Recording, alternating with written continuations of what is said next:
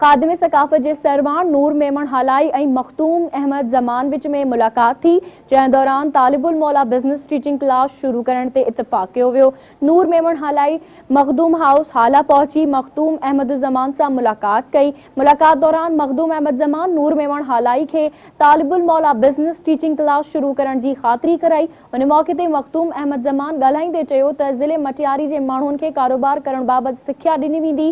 संदसि वधीक चवण हो त सिख्या सां गॾोगॾु हाला जे सभिनी हुनरमंदनि जे हथ सां तैयार कयल शयुनि जी मुल्की लेवल ते मार्केटिंग भी कई वेंदी, जंहिंसां हुनरमंदनि खे फ़ाइदो मिलंदो। मटियारी ज़िले के चेयरमैन मखदूम फ़ख्र ज़मान सां नूर मेमन हालाई खात्मे सकाफ़त मुलाकात करे सिंध की सकाफ़त उजागर करने ते इतफाक़ करे वरतो आहे। संदसि चवण आहे त सिंध की सकाफ़त अजरक के सॼी दुनिया में पहुचाइण जे लाइ सेंटर्स कायम कया वेंदा। मटियारी में ज़िले चेयरमैन मखदूम फ़ख्र ज़मान सां नूर मेमन हालाई मुलाकात करे सिंध की सकाफ़त अजरक के आलमी सतह ते उजागर करण बाबत ॻाल्हियूं कयूं। उन मौके ते ॻाल्हाईंदे मखदूम फ़ख्र ज़मान चयो त सिंध की सकाफ़त हज़ारें साल पुरानी आहे। अजरक हर दौर में सकाफ़त जो रुझान सां गॾु नवनि रंगनि सां माण्हुनि जे ध्यान जो मर्कज़ रहियो आहे। हुन जो त सिंध की सकाफ़त दुनिया में पंहिंजी हिकु अलॻि सुञाणप रखे थी, जंहिं सबबि सिंधवासी पंहिंजी धरती जी सकाफ़त सां बि मोहबत वारो जज़्बो रखनि था। उन मौके ते मखदूम फ़ख्र ज़मान के सिंधी अजरक जो तोहफ़ो पिणु पेश कयो वियो।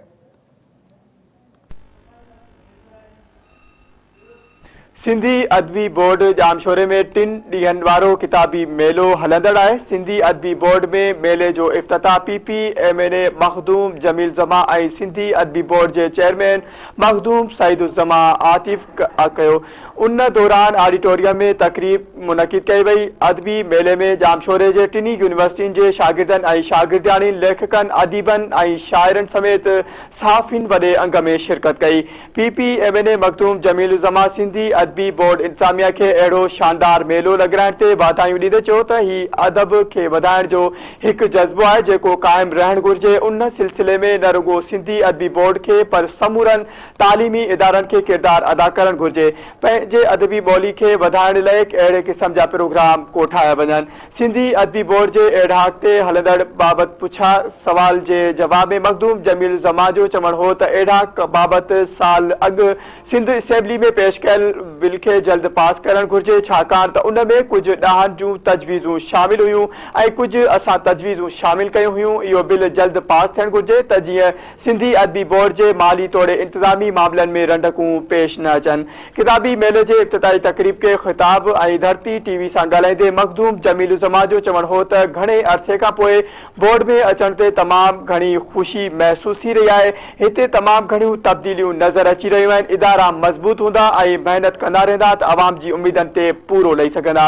मखदूम जमील ज़मा खादिम सकाफ़त नूर मेमन हालाई जे कम जी वाखाण कंदे चयो त नूर मोहम्मद हालाई सिंध जी सकाफ़त के उजागर करण लाइ बेहतरीन कम करे रहियो आहे। नूर मेमन हालाई जहिड़ा नौजवान सिंध जी शान आहिनि जन सिंधी सकाफ़त के सॼी दुनिया ताईं पहुचायो आहे।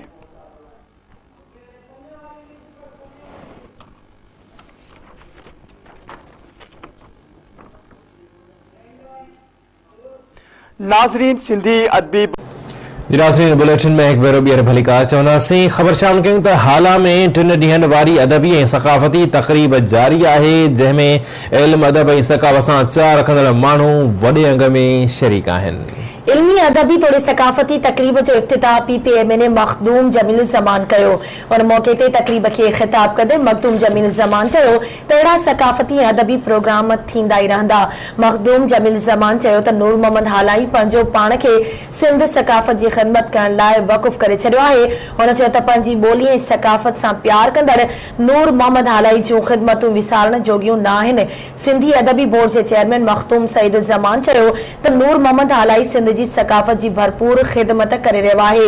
हुन चयो त नूर मोहम्मद हालाई सिंधी ॿोली ऐं सकाफ़त जी ख़िदमत करण ते जस लाणी हुन सिंध जी सकाफ़त खे ॾे तोड़े परॾेह में निर्वार कयो आहे।